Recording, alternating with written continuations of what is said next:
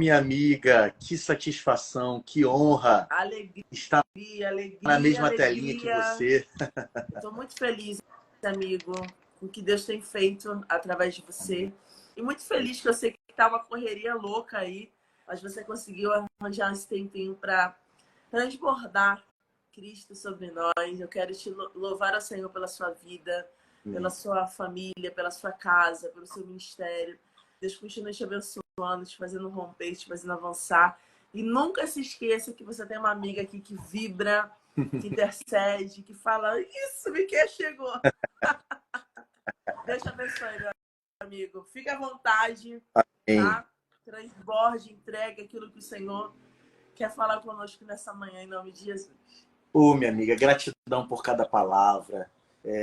Eu tenho plena convicção de que a origem de cada palavra é o coração.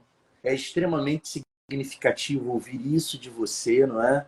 Tendo em vista, como eu disse na primeira live que a gente participou, tendo em vista que as nossas origens ministeriais ali foram próximas, né?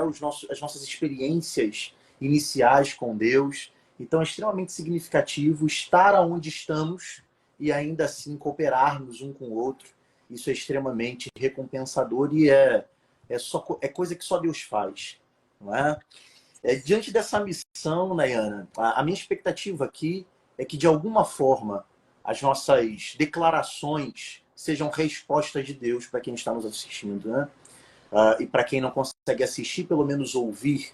E tudo que eu quero declarar aqui, em termos de direcionamento, possui um alicerce escriturístico, possui um alicerce bíblico. E o texto que quero usar para fundamentar as minhas declarações é Lucas capítulo 5.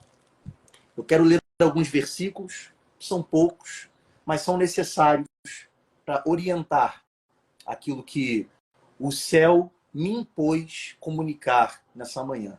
Amém? Diz assim o texto, Lucas capítulo 5, a partir do verso 1. E aconteceu que, apertando a multidão para ouvir a palavra de Deus, aproximou-se ao lago de Genezaré. Se eu estivesse pregando esse texto na igreja, muito provavelmente eu pediria para a igreja repetir: aproximou-se. A palavra de ordem, a palavra de destaque, a palavra de ênfase é proximidade. Há uma narrativa de aproximação acontecendo aqui. Há um relato de proximidade acontecendo aqui. Vamos avançar. E viu estar 2 barcos junto à praia do lago. E os pescadores, havendo desembarcado deles, estavam lavando as redes. E entrando num dos barcos, que era o de Simão, pediu-lhe que o afastasse um pouco da terra. E assentando-se, ensinava do barco a multidão. E quando acabou de falar, disse a Simão: vai-te ao alto mar e lançai as vossas redes para pescar. E respondendo Simão, disse-lhe: mestre, havendo trabalhado toda a noite, nada apanhamos, mas sobre a tua palavra lançarei a rede. E fazendo assim, colheram uma grande quantidade de peixes, e rompia-se-lhes a rede. E fizeram um sinal aos companheiros que estavam no outro barco, para que os fossem ajudar. E foram e encheram. Eu vou repetir essa palavra. Encheram ambos os barcos, de maneira tal que quase iam a pique. E vendo isto, Simão Pedro prostrou-se aos pés de Jesus, dizendo: Senhor, ausenta-te de mim, que sou um homem pecador. Pois que o espanto se apoderara dele e de todos os que com ele estavam, por causa da pesca de peixes que haviam feito. E por último, versículo 10, parte B. E disse-lhe Jesus a Simão: não temas, de agora em diante serás pescador de homens. Como eu sinalizei enquanto lia, há um relato de proximidade acontecendo. O primeiro versículo do texto que acabou de ser lido declara: Jesus está se aproximando. Se aproximando de um território específico. O território é Lago de Genezaré. Se existe algo sobre esse que se aproxima, é a doutrina básica da fé, de que o evangelho não é apenas um conjunto de informações, o evangelho é uma pessoa. É uma pessoa que se move, é uma pessoa que se desloca. Então eu já quero aqui declarar algo a respeito daquilo que cremos. O evangelho não é estático. O evangelho se move. O evangelho alcança cenários. O evangelho alcança territórios. Eu quero já liberar essa palavra para a vida de alguém. Eu não sei qual é o território que tem sido alvo da tua oração, mas assim te diz o Senhor, o evangelho está se aproximando desse território. O evangelho se movimenta. O evangelho não está confinado a um púlpito. O evangelho não está confinado às nossas conferências. O evangelho alcança territórios, porque o evangelho possui essa capacidade de se mover, de se movimentar, de se deslocar e de alcançar geografias que precisam ser alcançadas. O evangelho, no livre curso do seu movimento, está chegando nessa geografia, chamado Lago de Genezaré. Esse lago, esse ambiente aquático, é o território do exercício de uma profissão. Tem gente trabalhando lá. Minha amiga, não é o território de uma conferência, não é o território de um culto, não é o território de uma campanha. Não está acontecendo ali uma celebração litúrgica. Não. Naquele território há uma profissão sendo executada. Há uma atividade profissional sendo exercida. E quem exerce essa atividade profissional não começou ontem.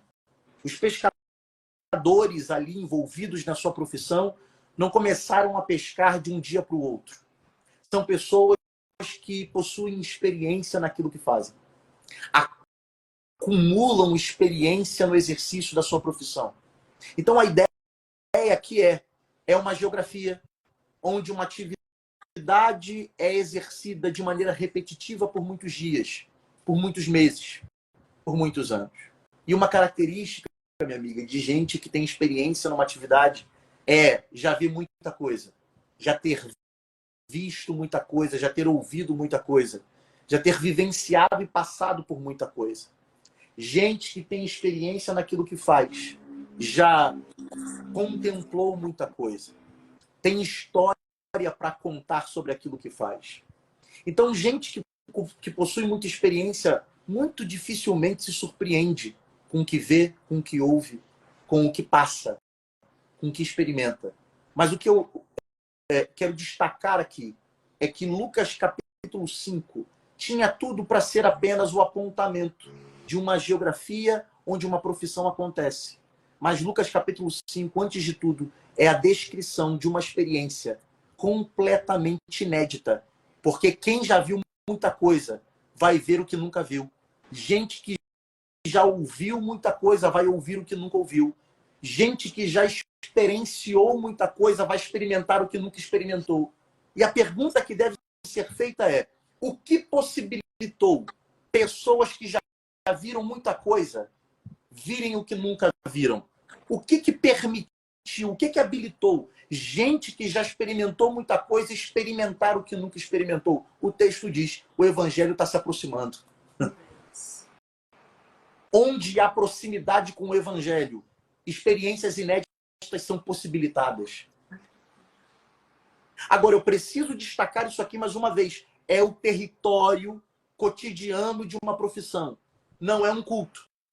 O nosso problema, minha amiga, é querer experiência inédita só se aproximando do evangelho no culto. Só se aproximando do evangelho dentro de um templo. Só tendo relação com o evangelho em espaços litúrgicos. Nosso problema é só querer proximidade com o evangelho quando nos convém, na campanha, nos nossos propósitos, quando subimos montes. Há uma proximidade com o evangelho sendo estabelecida no território do cotidiano. Então aí vai uma palavra de direcionamento e de orientação.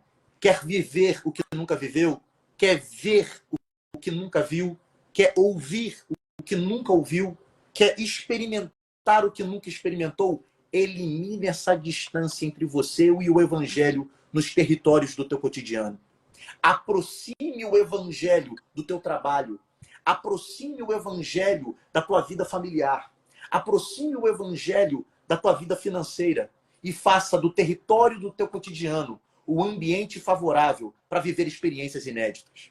Essa distância que você estabeleceu entre você e o evangelho é responsável por esse caráter tão monótono da tua vida, onde tudo que você vive é repetido, quer viver algo novo, algo inédito, algo que te surpreenda, até as tuas experiências já estabelecidas. Se aproxime. Proximidade faz do teu ambiente, o ambiente do teu comum, o ambiente de experiências inéditas. Mas é necessário o estabelecimento dessa proximidade. O texto diz que, uma vez que a proximidade acontece, algo é avistado. São dois barcos. Dois barcos são percebidos ali. Esses barcos são conduções de gente que saiu da terra buscando encontrar no lago aquilo que resolvesse o vazio do barco. O trabalho foi exercido, mas o texto diz que o barco que saiu vazio volta vazio. Jesus se aproxima, o evangelho se aproxima e avista o vazio do barco. E aqui, por mais que eu não tenha preparado isso para falar aqui, o Espírito me impulsiona a dizer: não esconda os teus vazios quando o evangelho chegar. Não oculte os seus vazios. O nosso problema é querer ocultar vazios, esconder vazios, manipular a aparência do vazio. A gente quer parecer cheio nos ambientes da proximidade com o evangelho. Há um problema muito grande em nós de querer parecer estar cheio. Em ambientes onde o nosso vazio deveria ser nítido, onde o nosso vazio deveria ser aparente. E o pior é querer mostrar vazio quando deveria esconder e esconder quando deveria tornar evidente. E se tem um lugar certo para revelar vazios, é no lugar onde o evangelho chega. É no lugar onde o evangelho estabeleceu chegada. Então, por favor, quando o evangelho for exposto, quando Jesus, que é o evangelho, chegar, não queira manipular os seus vazios. Exponha os seus vazios. O texto diz que Jesus avista os barcos. Mas mais do que o avistamento do vazio, há o abandono do vazio, porque os pescadores estão desembarcando.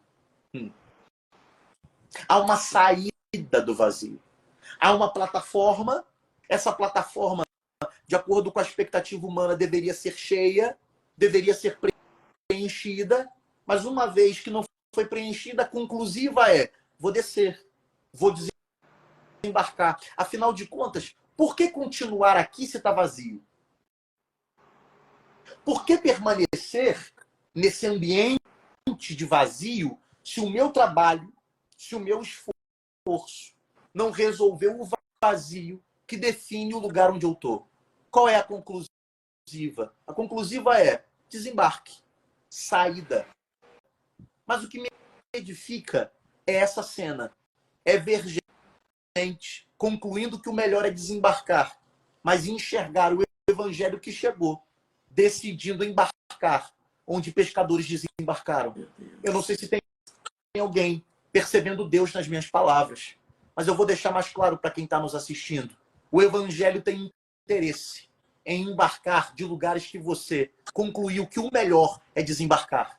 Nas ocasiões do teu desembarque, o evangelho vai preparar uma ocasião de embarque. Haverá embarque de Jesus onde você concluiu que o melhor era desembarcar. Você que concluiu que o melhor era desistir. Você que concluiu que o melhor era se ausentar. Você que concluiu que o melhor era deixar o cargo, afinal de contas está vazio. Você que concluiu que talvez o melhor era sair de casa. Você é o dono da conclusão segundo a qual te convenceu de que o melhor era largar o emprego, o ministério, e todos os outros vazios da sua vida que te deslocaram para essa ocasião de desembarque. Mas Deus está dizendo para algumas pessoas, é nesse lugar do teu desembarque que será a ocasião do meu embarque. Eu tenho interesse em embarcar no lugar que você desembarcou. Hoje é dia de embarque. O Espírito me impulsiona a dizer isso. Hoje é dia de embarque. Existem pessoas assistindo aqui que estão na fase da conclusiva de que era melhor desembarcar. Mas Jesus está te dizendo, o Evangelho está embarcando no lugar do teu desembarque. A tua conclusão é que é melhor sair. Mas a minha conclusão é, eu vou entrar, eu vou chegar, eu vou embarcar, eu vou ocupar esse espaço que você está desocupando. E a partir desse momento, algo vai acontecer. Porque o lavar das redes é o fim de uma pesca. Mas o embarque de Jesus demarca o início de um ministério. É aqui que o início de um ministério de discipulado vai acontecer na vida de Pedro. Para Pedro, é fim de pesca. Para Jesus, é início de ministério. Entenda essa dinâmica. Entenda que os vazios da sua vida, da sua existência, muitas vezes serão pontos de chave para virar um novo ciclo da sua vida. A tua conclusão é que é fim, mas a conclusão do evangelho que chegou é início. Eu enxergo início, onde você conclui que é fim. Para você é final de pesca, para mim é início de ministério. Eu quero profetizar isso sobre a sua vida. Nas ocasiões do teu final, Deus está decretando o início de algo. Se o evangelho embarcar no lugar do teu desembarque, Deus vai fazer do teu final o início daquilo que você nem visualizava que aconteceria. Haverá um início nesse fim. Creia no poder do embarque. Há um vazio estabelecido, só que você precisa ter maturidade para lidar com essa cena. A cena de ver Jesus embarcando no teu vazio e não enchendo o vazio. Porque não é o embarque de Jesus que vai encher o barco. E a gente precisa ter maturidade para isso. A gente precisa ter maturidade para ver que o embarque de Jesus, que o embarque do Evangelho não vai preencher alguns vazios. A gente precisa ter maturidade para ver Jesus chegando e não resolvendo o que para nós é mais urgente. Porque o que é mais urgente para um pescador que passou a noite inteira pescando e não enchendo o barco? Peixe. É peixe. É pesca. É barco cheio. É rede cheia. A urgência de um pescador que não obteve resultado é barco cheio. Mas o que Jesus faz quando embarca? Ensina. Meu Deus. Jesus manda o barco, manda afastarem o barco da orla. E a postura não é encher. A postura é fazer do vazio um ambiente pedagógico de ensinar o que deve ser ensinado. Jesus ensina no vazio dos pescadores. Jesus usa essa plataforma vazia, esse espaço vazio. Para quê? Para fazer do vazio uma sala de aula. Para ensinar o que provavelmente não seria aprendido se o barco tivesse cheio. Porque a grande verdade é que muita gente com barco cheio não tem tempo para aprender. Muita gente com barco cheio não tem ocasião para aprender. Afinal de contas, está ocupado demais contando peixe. Afinal de contas, está ocupado demais contando o resultado. Afinal de contas, está ocupado demais na administração da pesca, que foi um sucesso. Então, o fracasso, o vazio, é esse lugar onde você aprende o que não aprenderia se o barco tivesse cheio. Porque o barco cheio tem sido a manutenção da ignorância de muita gente. Tem muita gente se mantendo na ignorância. E ignorância aqui é sinônimo de falta de conhecimento, de falta de aprendizado. Tem muita gente aqui que se mantém ignorante, porque enquanto o barco estava cheio, não tinha tempo para aprender. Então o barco se revela vazio, a fim de que Jesus faça do teu vazio uma sala de aula, para que você possa aprender o que você não aprenderia se o barco estivesse cheio. Então entenda, os vazios da nossa vida, eles não acontecem por acaso. Os vazios da nossa existência não acontecem por acaso. Há uma ocasião de aprendizado. E é nesse lugar de fracasso que você vai aprender o que você deve aprender. Isso é tão radical na vida de Pedro, que é a primeira vez que Pedro vai aparecer na Bíblia, se referindo a Jesus, não é como um milagreiro. Ainda que o capítulo 5 de Lucas seja um capítulo sobre milagre, a primeira referência que Pedro faz a Jesus é mestre. Jesus está prestes a fazer um milagre, sim ou não? Mas a primeira referência, ou seja, o primeiro contato que Pedro tem com Jesus é como mestre. Porque ninguém está habilitado para se relacionar com o Jesus que faz milagre se não estiver disponível para conhecer o Jesus que ensina. Então, por favor, não queira providência se você rejeita o ensino. Eu estou sentindo Deus aqui, no meu quarto. Eu estou arrepiado aqui. Eu sinto a presença de Deus falando com algumas pessoas aqui. Não queira a providência se você rejeita o ensino. Porque barco cheio resolve o teu bolso. Barco cheio paga boleto. Barco cheio resolve o hoje. Mas só o ensino resolve a tua eternidade. Então, pare de colocar foco na expectativa de um barco cheio se você não tem estado disponível a se submeter ao Jesus que ensina. Deus está dizendo para algumas pessoas aqui, você vai ter um encontro com Jesus, mas não é o Jesus da providência, é o Jesus que ensina. Porque a antessala da providência é o ensino. O que te introduz na providência é o ensino. Então, por favor, e aqui, independente da denominação, não queira dizer que quer barco cheio. Se você tem disposição para ir em campanha, mas não tem disposição para ir numa EBD, numa escola bíblica. Antes de querer barco cheio, ocupe a cadeira do ensino. Antes de querer barco cheio, se preocupe em se sentar para ouvir.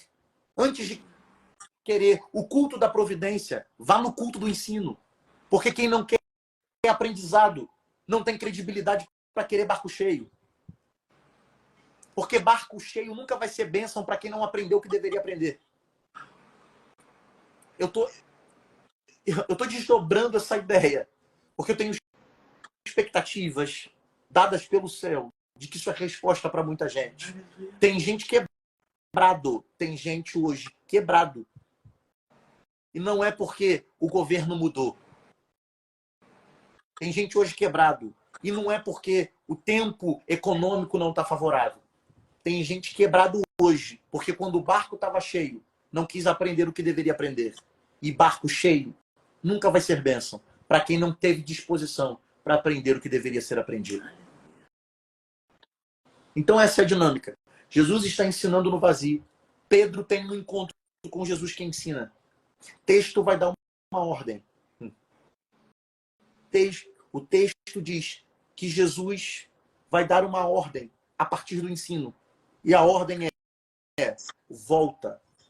Volta e faz de novo. Volta e faz de novo.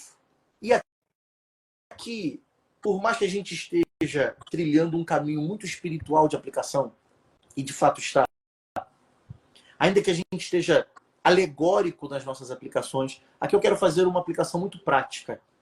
A postura de Jesus é vai e faz de novo.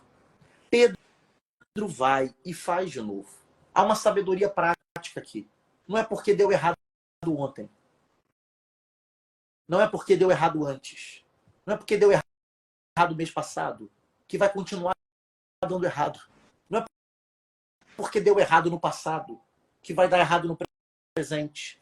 Deus está dizendo para algumas pessoas aqui, volta e faz de novo. Porque o passado precisa ser memória e não decreto para o teu presente. Nosso problema é fazer das experiências do passado limites do nosso presente. Decretos, sentenças para o nosso presente. De fato, você fez e fracassou. Mas o fracasso do passado não é decreto de impossibilidade para o sucesso do presente. Então pega o teu barco, a tua rede e faz de novo. Pedro sai de novo com o barco vazio, tal como no passado, tal como na experiência passada. Só que antes Pedro só tinha o barco e a rede. Agora Pedro tem o barco, a rede e a palavra. Uma palavra. O texto diz que ele joga a rede. E a pesca é tão maior do que a capacidade que agora os barcos estão quase afundando. Havia um vazio que não existe mais, que foi resolvido, solucionado por um Pedro que decidiu obedecer a palavra. E aqui vai uma aplicação para quem está ouvindo. Existe um vazio que não vai ser resolvido por oração, ainda que a Bíblia nos mande orar. Existe um vazio que não vai ser resolvido com comunhão com os santos nos cultos que nós vamos, ainda que a Bíblia nos mande fazer o que deve ser feito no que diz respeito às presenças efetivas nos cultos. Existe vazio que não vai ser resolvido com campanha, ainda que eu acredite que isso seja edificante para a nossa caminhada e para a nossa trajetória. Existe vazio que só vai ser resolvido com obediência. Existe vazio que só vai ser resolvido pela postura de alguém que, uma vez que aprendeu o que deve ser aprendido, decide obedecer o que deve ser obedecido. Então, por favor, não se queixe dos seus vazios. Se você insiste em não obedecer o que deve ser obedecido. As suas queixas sobre o seu vazio são vazias tanto quanto os seus vazios. Porque você insiste nessa prerrogativa de continuar fazendo o que você faz sempre, no território do teu cotidiano, mas não obedecendo o que deve ser obedecido. Você sabe o que você precisa obedecer. Ei, você que está nos assistindo, você sabe o que você deve obedecer. Você veio aqui, talvez, procurando ouvir uma palavra profética, onde hoje o seu vazio acaba. Mas, ei, eu estou pregando para Pedros. Meu Deus. E o vazio de Pedro só é resolvido quando Pedro decide obedecer a palavra. Então não há outro caminho para você. Não existe outra via para você. Não existe outra avenida para percorrer, a não ser essa. A ideia de que só há via de preenchimento dos vazios, uma vez que você está disponível a obedecer o que deve ser alvo de obediência. Eu disse isso e repito. Não se queixe dos seus vazios. Pare hoje de se queixar. Você passou 2023 se queixando o tempo todo. Você ligou para a gente só para se queixar dos seus vazios. A tua queixa é: eu trabalho tanto e ainda está vazio. Eu oro tanto e ainda está vazio. Eu busco tanto e ainda está vazio. Já fiz a campanha lá, já fiz a campanha colar, já subi monte, já desci monte. Pois é, o problema é que você insiste em procurar tantas soluções e caminhos de solução, mas ainda não entendeu que sempre foi sobre obediência. Sempre foi sobre se submeter ao caminho da obediência. O texto diz que uma vez que Pedro obedeceu, o barco quase afundou. O barco quase afundou. O texto diz que Pedro chama outro barco a fim de dividir o resultado. Eu não sei se vai ter crente para entender o que a gente está dizendo aqui. Pedro chama outro barco, faz sinal, vem, a fim de dividir o resultado. Porque o que o trabalho não foi capaz de resolver em um barco, a obediência produziu o resultado, não apenas para resolver um, mas teve abundância suficiente para dividir com outro. Então, olha as conclusivas distintas. Eu trabalho e não encho um. Eu obedeço e encho dois. Eu vou repetir, só para você anotar em casa. Com o meu trabalho, com a minha força humana, eu não enchi um, mas com a minha obediência, eu fui capaz de encher o meu e ainda fazer sinal para outros. Porque agora o meu vazio já não é mais o meu problema. Agora o meu problema é lidar com a abundância. Entenda isso. O barco estava afundando, o problema se modificou. Antes o meu problema era lidar com o vazio. Agora o meu problema é lidar com a abundância. E como é que eu resolvo a abundância? O vazio eu resolvi obedecendo. A abundância eu resolvo dividindo. Porque tão trágico quanto ter barco vazio é ter barco afundando. Porque eu enchi e não quero dividir. Uau. É isso. Tão trágico quanto a vergonha de voltar com um barco vazio é agora eu estar com um barco cheio e não dividir e afundar. Porque o vazio é menos prejudicial do que barcos cheios não divididos. Porque o vazio traz vergonha, mas barco cheio não dividido traz morte. Então entenda, o problema modificou. O vazio eu resolvo obedecendo. A abundância eu resolvo dividindo. Deus vai fazer com que você tenha que lidar com o problema da abundância.